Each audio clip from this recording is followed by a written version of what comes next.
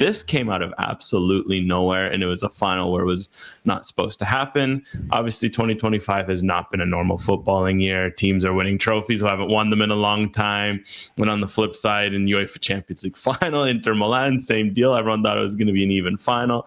They got absolutely destroyed. Sign out if you do happen to know any Inter Milan and Whitecaps double fans in your life. That combination is more likely than you think. Please hug them, because it might have been about as worse of a weekend as they could have had sporting-wise just ever in two major finals.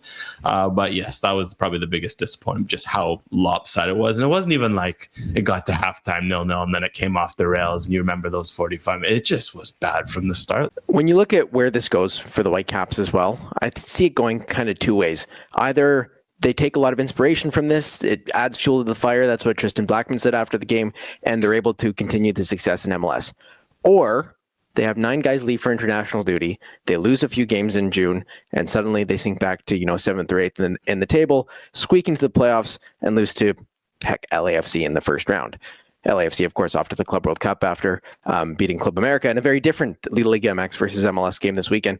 But where do you think this goes for the Whitecaps after a result like this, where, unlike Cruz Azul, they can't just go into the offseason and settle into this result?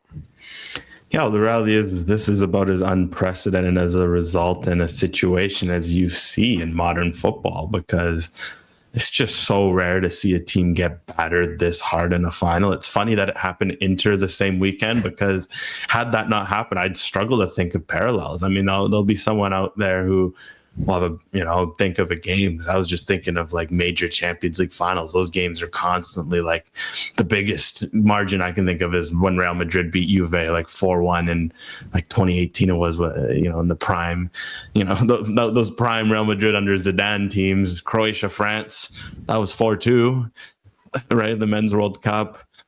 Again, I'm struggling. I think U.S. destroying Japan in the Women's World Cup, I guess, maybe comes to mind. But for the most part, these finals are rare. And when they do, it's like a World Cup, right? Or a Champions League in Europe or something.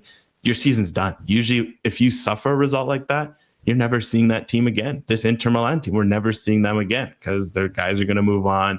Guys are going to be sold. Some of them are old. They'll retire. And for the Whitecaps, it's just so unique because it happens right in the middle of their season.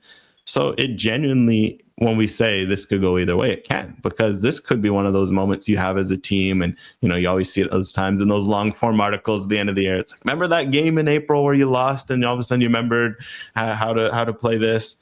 It could be that game for them. And as you mentioned, it could also take it off the rails. So I think this is going to be a huge psychological test for the Whitecaps, because they'll look and they'll know they got embarrassed. They got humiliated on a global stage. This was a chance to write a storybook ending, to put decades of heartbreak for this team, heck, for this sport, this city, just like a city that's dying for sporting success. And they came up short in about the worst way possible.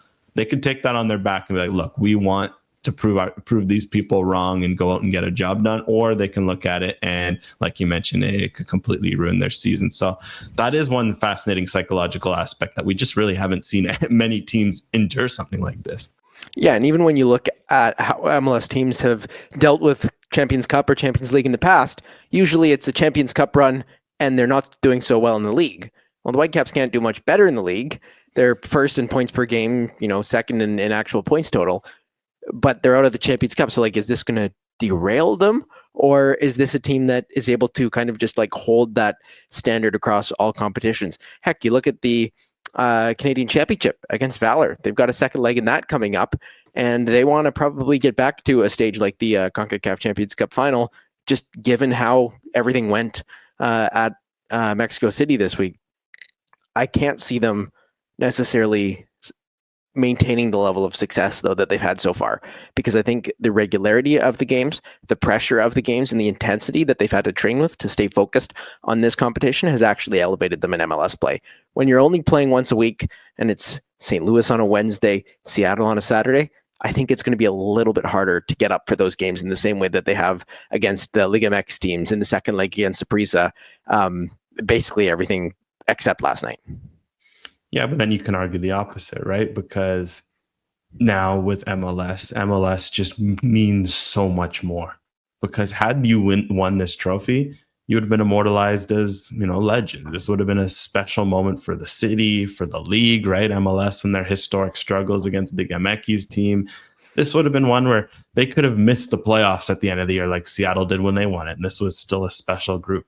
Now, they have to have success in MLS, or this season is just going to be one of the biggest what ifs of like, man, what if the Whitecaps? I do think now all of a sudden these MLS games matter, because you got to go win a Shield, because at the end of the day, you can still win a treble, like a Shield, Cup, and Can Champ, and all of a sudden, like this season is, man, like this game becomes almost like a footnote in the sense that, okay, they made it this far, but then they made up for it later in the season. Heck, maybe this barrels them on to go and get the job done on next year. But again, that they have to go in MLS play and really tackle that with the right mentality. And I think it's going to be fascinating to see them do that, because I think, yeah, if they can't come up short in this, it just becomes such a what if. And for the players who had so much momentum, and guys like Jayden Nelson saw what the success could do for his personal career, getting back in the national team fold, all these internationals that they have, similar deal. Like there's a lot on the line. And what we do have to remember in all this is it's going to help when Ryan Gaul does come back eventually. Sebastian Berhalter will be available for games going forward. No more suspensions. They do have some room to play around with in the roster. We kind of forget, just because this story's kind of consumed a lot of attention. This is also a chance from the Whitecaps themselves, from a management perspective, to show, look, this run wasn't a fluke, and we're going to act and invest like that was the case, so that they ensure that at the end of the day, this wasn't some sort of flash in the pan moment that you look on, almost like Montreal in 2015 has proven to be.